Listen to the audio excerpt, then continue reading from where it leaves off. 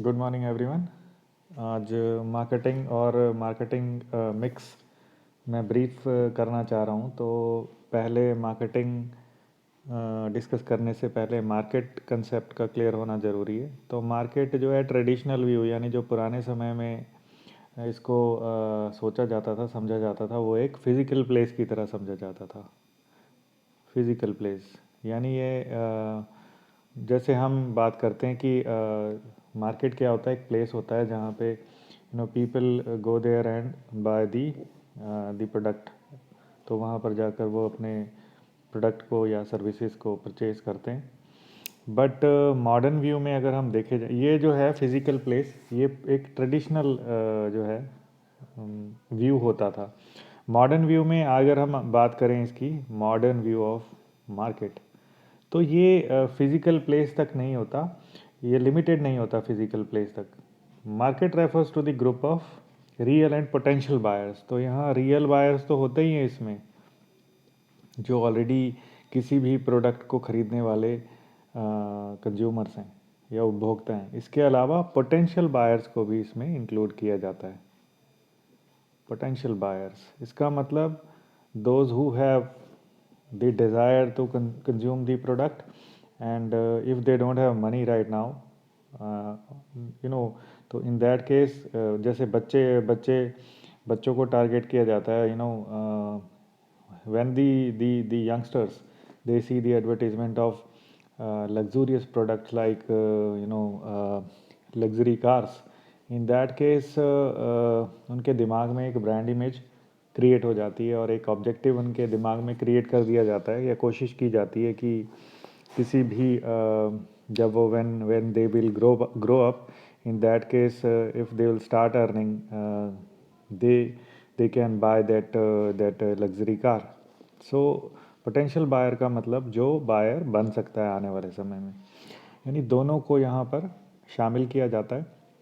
और जो मार्केट है वो किसी एक निश्चित जगह पर नहीं है, ये कोई भी व्यक्ति, क्योंकि आजकल तो ई बिज़नेस का टाइम है, ई कॉमर्स का टाइम है, तो फिज़िकल प्लेस यानी अगर हम ग्लोबल लेवल पे बात करें तो पूरी दुनिया जो है, इसमें कोई ऐसी जगह नहीं है। For example, if I am sleeping and if I am buying the product, this place will also be A market. और अगर मैं या फिर कहीं बीच में सी के बीच में कहीं मैं सेल कर रहा हूँ और वहाँ पे अगर इंटरनेट कनेक्टिविटी है, I can order the product from there through the, if the connectivity is there with the help of the satellite। तो मार्केट जो है खुद भी, इसका मॉडर्न व्यू काफ़ी ब्रॉड हो गया है। अब बात करते हैं हम मार्केटिंग कंसेप्ट की। मार्केटिंग, तो मार्केटिंग की अगर हम बात करें, मार्केटिंग इस it is a wider term. अगर हम इसके साथ सेल के साथ अगर हम कंपेयर करें, तो सेल में हम generally we target no the profit motive, या प्रॉफिट मोटिव को हम टारगेट करते हैं, या फिर हम जो हमारा ऑब्जेक्टिव होता है सेल का वॉल्यूम बढ़ाना है, मार्केट शेयर को बढ़ाना है। लेकिन जो मार्केटिंग का ऑब्जेक्टिव है वो है कस्टमर सेटिस्फेक्शन। तो कस्टमर को हर प्रयास किया जाता है। तो इसमें जो ऑब्जेक्टिव रहता है वो रहता है कि लीस्ट प्राइसेस पर बेस्ट क्वालिटी का प्रोडक्ट प्रोवाइड करने का प्रयास किया जाता है। और इन दोनों चीज़ों को जब किया जाता है, then the customer gets satisfaction. तो हर जो है ऑर्गेनाइजेशन इस तरह का प्रयास करता है। मार्केटिंग कंसेप्ट जो है basically it is a wider term. ये प्रोडक्ट का आइडिया जब डेवलप होता है दिमाग में, वहाँ से शुरू हो जाता है। और जब ये आफ्टर सेल सर्विसेज, आप देखते हैं आप इलेक्ट्रॉनिक प्रोडक्ट्स में 10 ईयर्स 12 ईयर्स तक की वारंटी दी जाती है। तो यहाँ पर 10 to 12 ईयर्स के लिए जो है वो ऑर्गेनाइजेशन रिस्पॉन्सिबल होती है। अगर कोई वारंटी है, गारंटी है, तो उस समय तक वो सर्विसेज प्रोवाइड करते हैं। तो वो एक प्रयास है, that is a concept related to marketing, because the company wants to satisfy the consumer. तो ये जो है मार्केटिंग का कंसेप्ट होता है। अगर हम बात करें मार्केटिंग, अभी मैं इस लेक्चर वीडियो में तो I am trying to discuss the marketing concept. अब मार्केटिंग में अगर हम बात करें तो I proceed to the concept of marketing mix. Marketing mix, तो basically it comprises of 4 elements, इसको 4 पीस बोलते हैं। 4 पीस। अब 4 पी में first P that is product. तो जब हम चार, कोई भी ऑर्गेनाइजेशन ये 4 पीस को परफॉर्म करता है तो ये जो है मार्केटिंग का कंसेप्ट पूरा हो जाता है। तो जो first P that is product, इसको हम प्रोडक्ट मिक्स भी बोलते हैं। प्रोडक्ट मिक्स, इसमें प्रोडक्ट रिलेटेड सारे काम किए जाते हैं। सब ऑर्गेनाइजेशन में it refers to all the decision related to the product.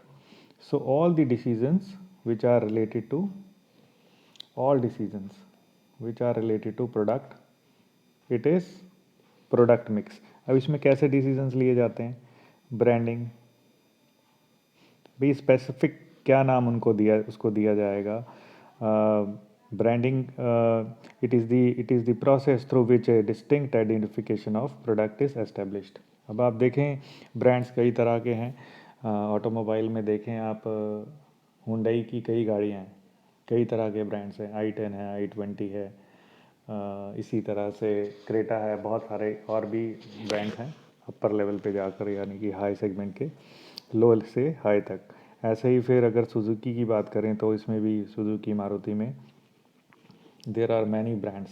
तो हर प्रोडक्ट के लिए आइडेंटिफिकेशन एक एस्टेब्लिश करना, that is the concept of branding. और ब्रांड क्या होता है? नाम दे दिया जाता है इसमें, इसमें नाम दे दिया जाता है, इट इज़ कॉल्ड ब्रांड। तो ब्रांड रिलेटेड प्रोडक्ट जो है उससे प्रोडक्ट रिलेटेड, अगर ब्रांड रिलेटेड कोई डिसीजन है वो भी इसमें जो है प्रोडक्ट मिक्स में कार्य किया जाता है। इसके अलावा ब्रांड मार्क है, कोई साइन है, आप रिबॉक का साइन देखते हैं, आप एडिडास का साइन देखते हैं शूज़ में। There are many signs used by these companies. अब हम साइन देखते हैं और आइडेंटिफाई कर लेते हैं, हमें वो देखने की या पढ़ने की आवश्यकता नहीं होती कि वो किस ब्रांड की हम बात कर रहे हैं, वो हम पहचान लेते हैं। So that is the concept of brand mark. और ट्रेड मार्क होता है वो भी उससे रिलेटेड, when these brand marks are registered. Trademark act है एक 1999 का, ट्रेडमार्क एक्ट 1999 का एक एक्ट है, अगर उसमें इसकी रजिस्ट्रेशन करवा ली जाती है, in that case that becomes trademark.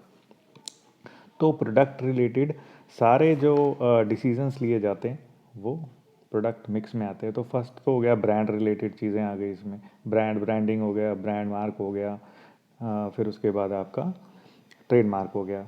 Second इसमें प्रोडक्ट रिलेटेड होता है लेबलिंग।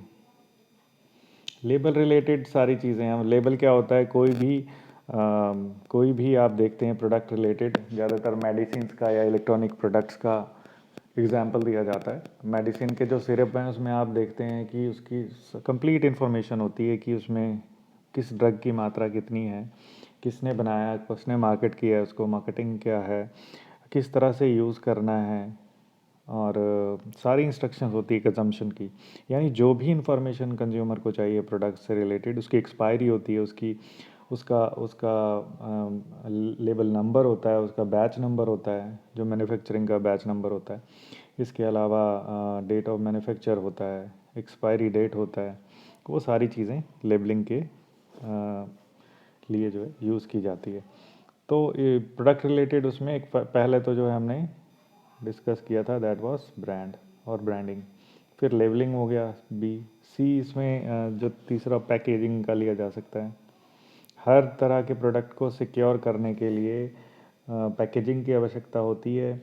जो ब्रिटल नेचर के जो होते हैं, टूट फूट के वाले जो प्रोडक्ट होते हैं उसमें उसके लिए जनरली हम देखते हैं कि आजकल या पहले से थर्माकोल्स का यूज़ किया जाता है। पहले फूस का जो है, ग्रास का यूज़ किया जाता था, आजकल वो थर्माकोल का प्रयोग किया जाता है पैकेजिंग में। इसी तरह के there are different decisions which are taken जो है पैकेजिंग रिलेटेड जो है प्रोडक्ट, ताकि अच्छा दिखे और सेफ़ रहे, इजी टू कैरी हो, ये सारी चीज़ें होती हैं, ये सारे डिसीजंस लिए जाते हैं।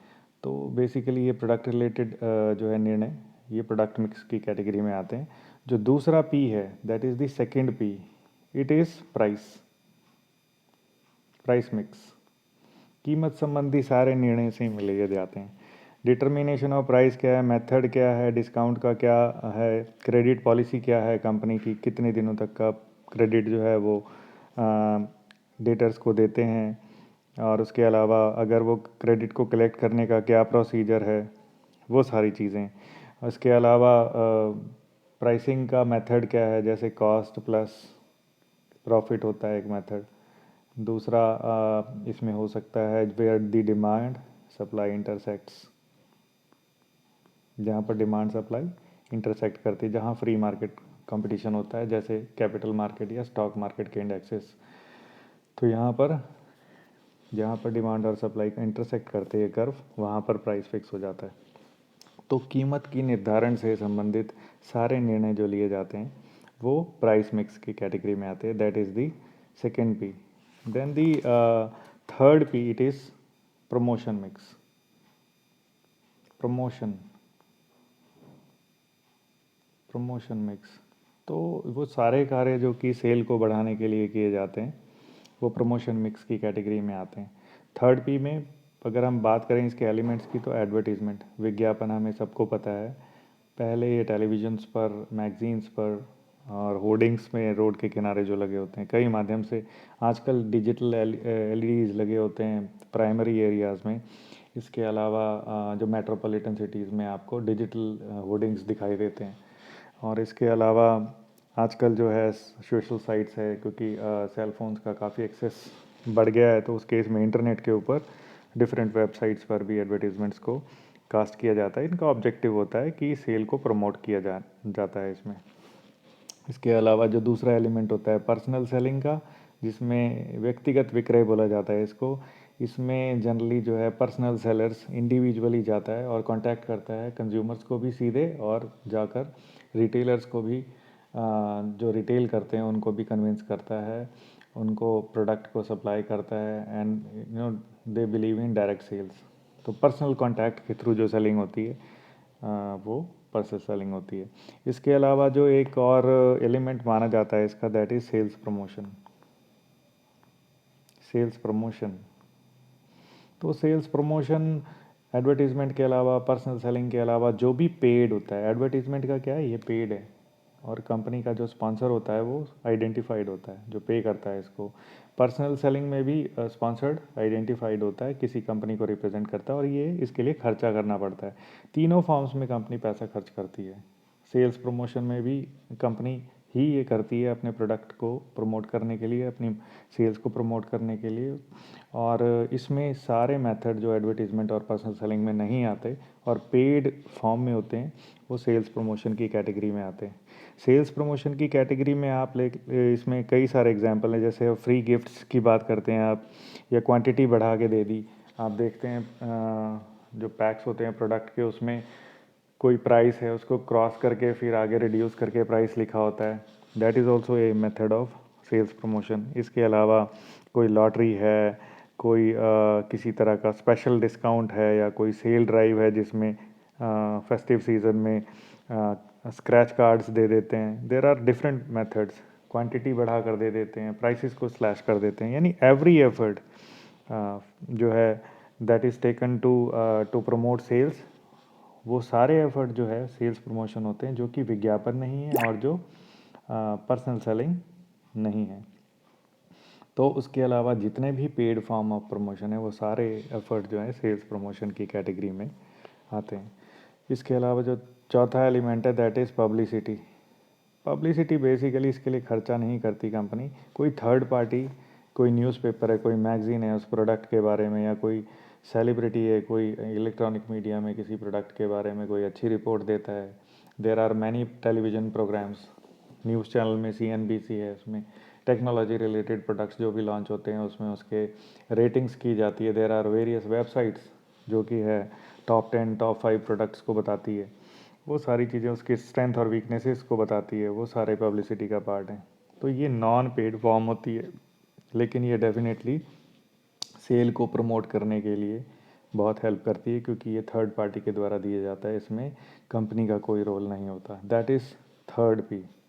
नाउ द नेक्स्ट और the last fourth P it is called place mix. सारे वाइटल काम आप मार्केटिंग के अंदर कर लेते हैं, लेकिन जहाँ पर ये प्रोड्यूस किया गया है प्रोडक्ट को, वहाँ से एंड कंज्यूमर्स तक पहुँचाने का सारा कार्य जो है, उससे रिलेटेड जो भी डिसीजंस लिए जाते हैं वो प्लेस मिक्स के अंतर्गत लिए जाते हैं। तो इसमें पहला एलिमेंट है that is channel of distribution. Channel of distribution, channel को डिसाइड किया जाता है कंपनीज के द्वारा कि क्या रहेगा डिस्ट्रीब्यूशन का चैनल, यानी कि चैनल में क्या होता है, कितने मीडियोकर होंगे। अब अगर डायरेक्ट सेलिंग होगी तो इसका मतलब मैन्युफैक्चरर से सीधा जो है कंज्यूमर तक पहुंचेगा। There will not be any intermediate. Intermediate कौन होते हैं? अब अगर सिंगल लेवल की बात करें तो सीधा मैन्युफैक्चरर क्या करेगा, पर्सनल सेलर के द्वारा ये रिटेलर तक पहुंचाएगा प्रोडक्ट, और रिटेलर कंज्यूमर तक पहुंचा देगा। ये सिंगल लेवल डिस्ट्रीब्यूशन है। अब मान लो रिटेलर से पीछे कोई होलसेलर है, होलसेलर अगर आ जाता है यहाँ पे, तो इसका मतलब ये 2 लेवल डिस्ट्रीब्यूशन चैनल हो जाता है। और कोई एजेंट भी अगर रख दिया आपने, यहाँ कोई बड़ा स्टॉकिस्ट भी रख दिया यहाँ पे बीच में, जो यहाँ इसके होलसेलर से पहले आ जाएगा, वो फिर 3 लेवल का हो जाएगा, या मल्टी लेवल भी इसको डिस्ट्रीब्यूशन चैनल बोलते हैं। तो ऑर्गेनाइजेशन ने किस प्रकार का डिस्ट्रीब्यूशन चैनल रखना है, यानी कि अपने प्रोडक्ट्स को डिफरेंट जगह पर पहुँचाने के लिए किस तरह के डिस्ट्रीब्यूशन चैनल को वो अप्लाई करते हैं या करना चाहिए, all the decisions related to distribution channel is included in place mix. ये प्लेस मिक्स की कैटेगरी में आ जाता है। और इसके अलावा जो दूसरा डिसीजन है इसमें प्लेस मिक्स में फर्स्ट वॉज डिस्ट्रीब्यूशन चैनल, है ना, चैनल। इसमें जो दूसरा है दैट इज़ फिजिकल डिस्ट्रीब्यूशन।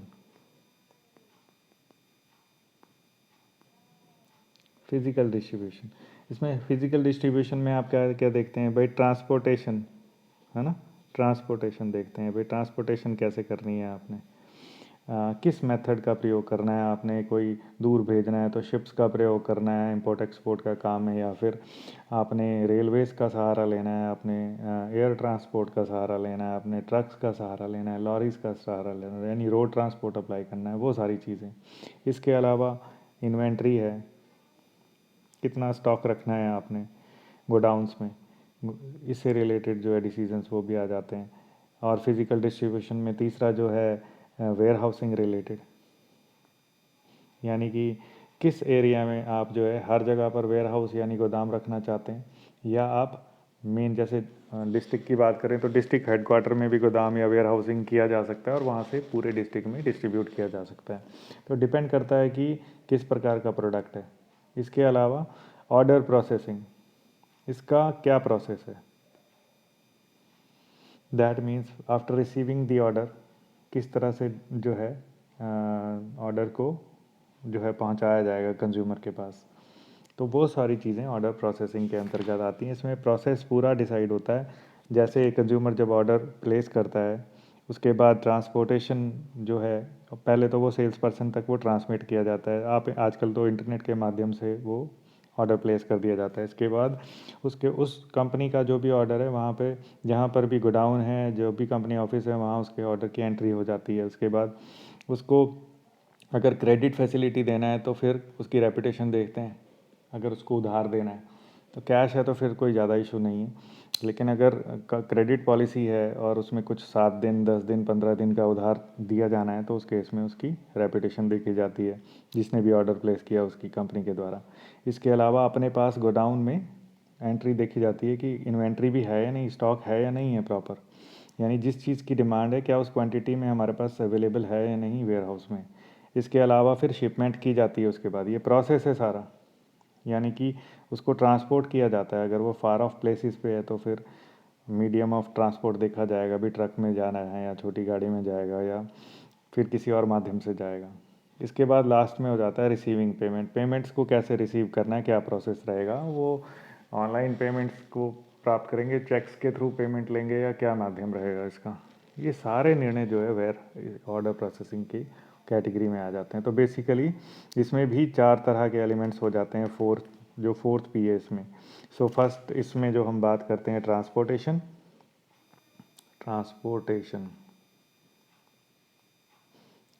किस प्रकार के ट्रांसपोर्टेशन की इन्वेंट्री, दैट इज़ बी, यानी इन्वेंट्री कितना रखना है। और इसमें आप इन्वेंट्रीज को भी कई तरह से ग्रेडिंग्स के अकॉर्डिंग भी इन्वेंट्री को रख सकते हो। जैसे there are various methods of controlling inventory, HIFO है, लिफो मेथड है, you will study it in the advance level. जब आप आगे बढ़ेंगे सेकेंड ईयर में तो आपको ये कैसे इन्वेंट्री को कंट्रोल किया जाता है, मैनेज किया जाता है। तो इसी तरह से आप सेगमेंट कर सकते हैं एवरेज क्वालिटी का या फिर बेटर क्वालिटी के प्रोडक्ट्स की इन्वेंट्रीज का स्टॉक और उसके रिकॉर्ड मेंटेन करना। वो सारे निर्णय कैसे किया जाएगा, इन्वेंट्री के अंतर्गत आता है। वेयर हाउसिंग हम डिस्कस कर चुके हैं, ऑर्डर प्रोसेसिंग भी हम डिस्कस कर चुके हैं। So that is all about marketing concept and marketing mix. So that is all.